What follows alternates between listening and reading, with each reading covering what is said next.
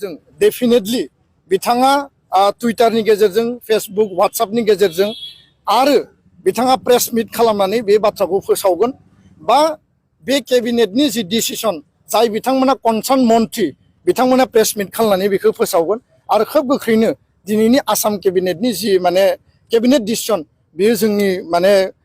निउसाव बा मोगथाङाव बेयो फैगोन दा बेखायनो बे समाव जोङो बे केबिनेटनि जाफुंसार महर मोननायखौ लानानै जों दिनै बे हाबाफारिखौ मावफुंबाय आरो केबिनेटखौ जों बरायबाय गोजोन्थों। निखिल बर' ছাত্ৰ সন্থা কেন্দ্ৰীয় কমিটি কোকৰাঝাৰ জিলা কমিটি আমি যৌথভাৱে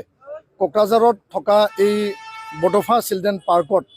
বডোফা উপেন্দ্ৰনাথ ব্ৰহ্মৰ প্ৰতিমূৰ্তিত আমি প্ৰথমে মাল্যৰ্পণ কৰিছোঁ, আমি বন্তি প্ৰজ্বলন কৰিছোঁ, শ্ৰদ্ধাৰে আমি সুঁৱৰিছোঁ আৰু তেখেতৰ স্বৰ্গীয় আত্মালৈ আমি ঈশ্বৰৰ ওচৰত শান্তিৰ বাবে আমি প্ৰাৰ্থনা কৰিছোঁ। প্ৰথম কথাটো হ'ল যে সন্মানীয় অসমৰ মুখ্যমন্ত্ৰী ডক্টৰ হিমন্ত বিশ্ব শৰ্মা ডাঙৰীয়াৰ লগত যোৱা 29 আগষ্টত নিখিল বড়ো ছাত্ৰ সন্থা বড়ো সাহিত্য সভা আৰু বড়ো জাতীয় দল সংগঠন সংগ্ৰামী দল সংগঠনৰ লগত আমি মিলিত হৈছিলোঁ আৰু তাতে আলোচনা কৰা হৈছিল যে বিটিআৰ শান্তি চুক্তি 3.1 যি মূল দফা আছিল আৰু এই দফা মতে বিটিআৰত যি মানে গাঁও অন্তৰ্ভুক্ত আৰু সীমা সম্প্ৰসাৰণ মানে গহপুৰলৈকে যি এক্সটেনশ্যনৰ যি ইনক্লুজনৰ কথা আছে সেই কথাটো লৈ অতি সোনকালে তেওঁ কাৰ্যকৰী কৰাৰ কাৰণে আমাক কথা প্ৰদান কৰিছিল আৰু যোৱাকালি প্ৰথম দিনটোতে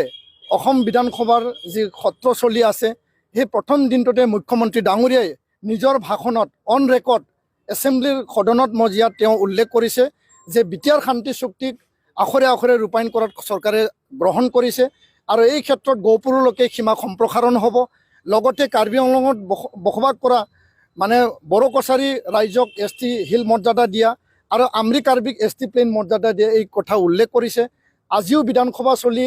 আছে আৰু এই সময়ত আমাৰ হাতত খবৰ আছে আৰু মুখ্যমন্ত্ৰী ডাঙৰীয়া 2-3 লানি আলোচনাত আমাক তেওঁ মানে স্পষ্ট ভাষাৰে কৈছিল 12 তাৰিখ ছেপ্টেম্বৰত অসমৰ কেবিনেট মানে তাত বৈঠক হ'ব আৰু এই অসম কেবিনেটত বাউণ্ডাৰী কমিশ্যনে ৰিকমেণ্ড কৰা আমাৰ 71 ভিলেজৰ যি এটা মানে আলোচনা হৈছিল আৰু সিদ্ধান্ত হৈছিল তাৰে ভিতৰত 41খন গাঁও অসম কেবিনেটে অনুমোদন দিয়াৰ কাৰণে তেওঁলোকে অসম কেবিনেটত সিদ্ধান্ত ল'ব সেই কথাটো তেওঁ আমাক উল্লেখ কৰিছিল আৰু বৰ্তমান সময়ত অসম কেবিনেট চলি আছে। আমি দৃঢ় বিশ্বাসী আৰু আশাবাদী আৰু ঈশ্বৰৰ ওচৰত আমি প্ৰাৰ্থনা জনাইছোঁ যাহাতে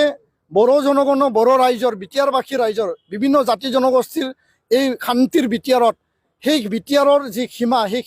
সীমাটো সম্প্ৰসাৰণ হ'ব আৰু গাঁও অন্তৰ্ভুক্তিৰে বডোফা উপেন্দ্ৰনাথ ব্ৰহ্মৰ যি সপোন আছিল বড়ো ৰাইজৰ যি সপোন আছিল যে অসমৰ ভিতৰতে এটা সুন্দৰ বড়োলেণ্ড বা বিটিআৰত আমি এই চিক্সিডেল এৰিয়াত শান্তিৰে আমি উন্নয়ন কৰিব পাৰিম বসবাস কৰিব পাৰিম সেই এটা সিদ্ধান্তক আমি আজি সেই অসম কেবিনেটৰ যি সিদ্ধান্ত এইটো আমি নিশ্চয় আমি আদৰণি জনাম আৰু